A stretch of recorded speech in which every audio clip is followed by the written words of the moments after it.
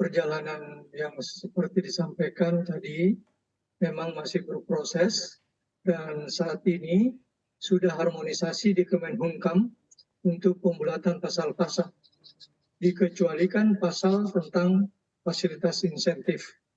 Tentunya masih menunggu kesepakatan dengan Kementerian Keuangan untuk PPN tidak dipungut. Dan rencananya memang akan ada diskusi-diskusi secara intensif dengan Himbara yang akan ditunjuk sebagai MIP-nya. Demikian, Bu.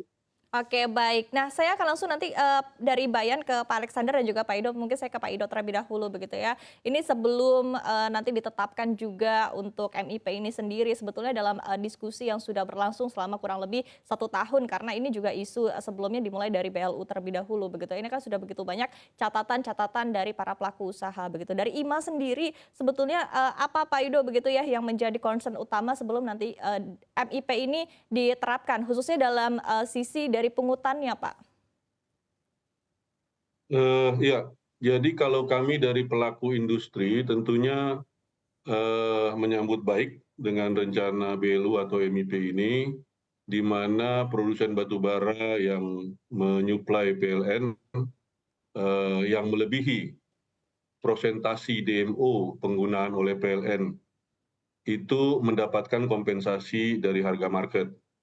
Yang perlu diketahui setiap tahunnya tentunya adalah berapa penggunaan batubara PLN sepanjang tahun berjalan dan berapa rencana produksi batubara Indonesia pada tahun berjalan tersebut, sehingga kita mengetahui prosentase penggunaan PLN dibandingkan dengan jumlah produksi. Nah, itulah yang menjadi dasar perhitungan DMO. Itulah yang menjadi dasar perhitungan kita mendapatkan dana kompensasi dari MIP atau BLU. Jadi itu yang pertama. Yang kedua tentunya juga perbedaan antara harga market dengan harga jual PLN, di mana tiap-tiap bulan berubah. Ini juga harus menjadi data-data yang sudah harus disiapkan oleh MIP. Jadi dua data itulah yang mendasari perhitungan untuk dana kompensasi atau dana BLU. Oke, baik. Kemudian kalau dari Pak Alex sendiri begitu pandangan Anda untuk urgensinya untuk MIP ini segera diterapkan sendiri seperti apa, Pak?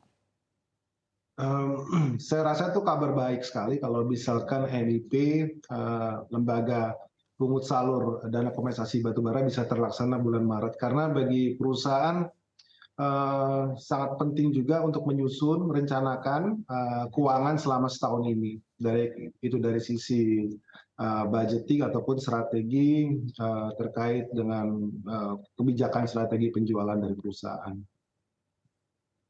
Oke, baik. Kalau dari saya akan kembali ke Pak Irwandi begitu, kita bisa bedah lebih jauh terkait dengan seperti apa sih sebetulnya skema dari MIP ini sendiri, finalisasinya seperti apa, karena kita baru mendengarkan kabarnya sebetulnya sepatah-sepatah saja begitu Pak ya, masih belum dalam versi lebih lengkapnya lagi, mulai dari seperti apa, siapa yang akan mengelolanya, kemudian juga seperti apa pengawasannya, kemudian di satu sisi juga dari sistem pungut dan salurnya sendiri, siapa yang akan bertugas untuk memungut dan juga menyalurkan begitu. Mungkin bisa digambarkan secara rinci Pak Irwandi, sebetulnya seperti apa untuk skema MIP ini, Pak? Jadi skema MIP ini tentunya yang akan ditunjuk sepertinya adalah Himbara. Ya, apakah 1 bank atau 2 atau 3 tergantung keputusan yang akan dikeluarkan oleh komite pengarah. Ya. Komite pengarah ini adalah terdiri dari Menko Marves, yang Menteri SDM, Menteri Perindustrian, Menteri Keuangan, Menteri Perdagangan, dan Menteri BUMN. Dan pertanyaan berikutnya, kalau ini sudah berjalan, siapa yang akan mengawasi? Di dalam presentasi yang dilakukan di dalam rapat koordinasi antar kementerian di bawah Kemenko Marves, dikatakan ada Dewan Pengawas nanti yang terdiri dari 5 pihak, yaitu 3 pihak dari pemerintah, Kemenko Marves, Kementerian SDM, dan Kementerian Keuangan, dan 2 pihak dari profesional. Nah, unsur profesional ini diusulkan oleh komite pengarah yang kemudian akan ditetapkan oleh Menteri SDM. Saya kira ini kira-kira gambaran apabila sudah akan berjalan ya, mudah-mudahan saja bisa secepatnya seperti yang saya sampaikan pada awal, kondisi yang terakhir seperti itu. Oke, baik. Tadi pengawasan artinya tadi juga ada dari sisi profesional begitu Pak. Untuk profesional sendiri apakah memang dari para pelaku industri juga nantinya Pak Irwandi? Tentunya di sini belum didefinisikan secara jauh, tetapi paling tidak profesional ini yang betul-betul lepas dari konflik of interest, ya, sehingga dapat melihat persoalan ini secara independen, secara fair ke depan.